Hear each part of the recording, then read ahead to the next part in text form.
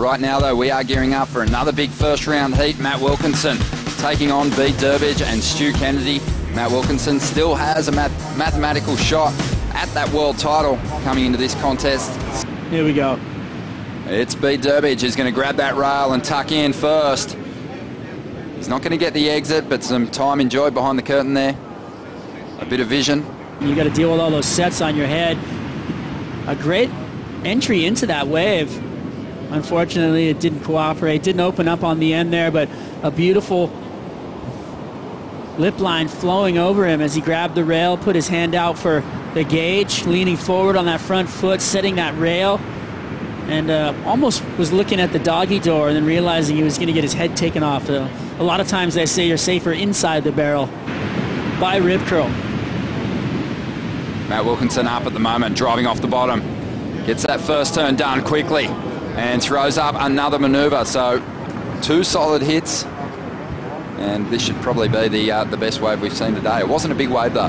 Need to go after the win here. We're going to see the replay of his first wave. Letting the water settle down as he found this inside nug straight up into the bowl and then right back up into it. So, you know, the wave actually having a bit of a whitewater section coming at him, so it made the execution of the final maneuver much easier with what I think we're going to see today. Stu Kennedy, let's see what he can do. Loading up, drawing off the bottom into that first section. Explodes out of the lip. And he gets a nice little 2-turn combo happening as well. So, woo, look at Bede. Bede Durbidge.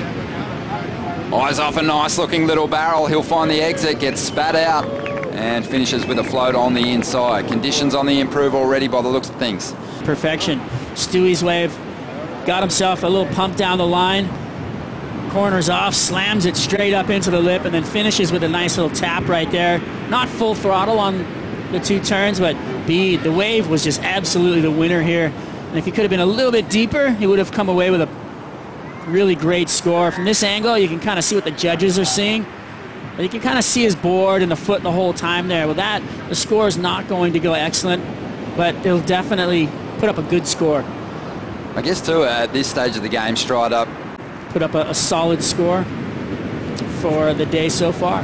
4.77, so a lot of room to move on the scale. The judges, they know what this place is capable of.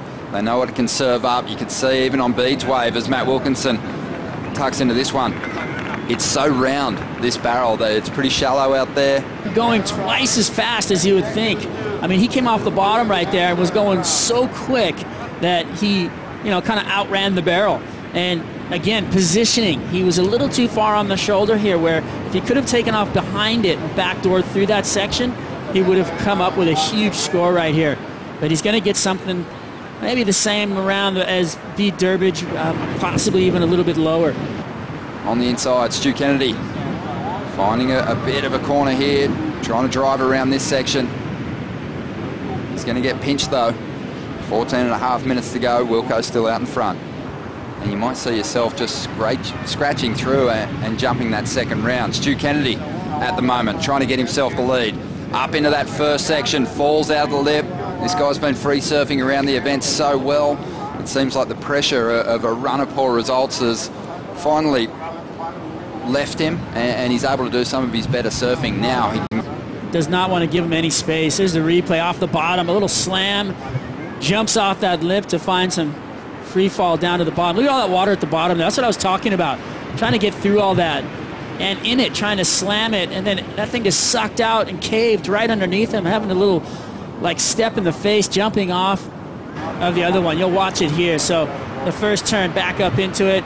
You know, nothing crazy. Second one, same. A little late to the party, but the wave let him through the maneuver. Whereas you saw Stu here, he comes off the bottom, hits it up into the bowl. He's moving fast to get a bigger wave, a more critical section, the tail a little bit.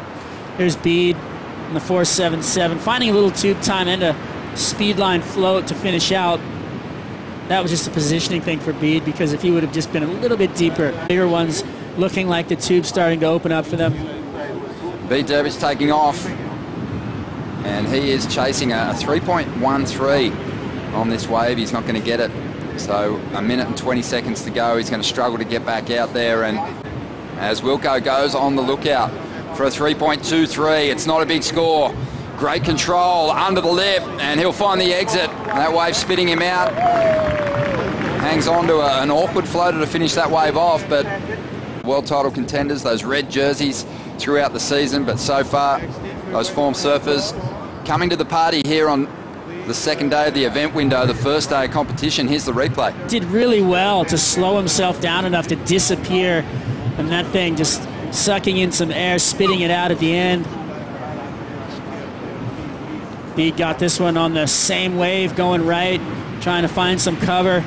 Comes around the corner, hits a little lip line to come down, but I don't know if that's going to help out Bede enough. I think Matt Wilkinson getting the better of that exchange. And he gets the number he needs, a 5.17. Another first round win for Matt Wilkinson here.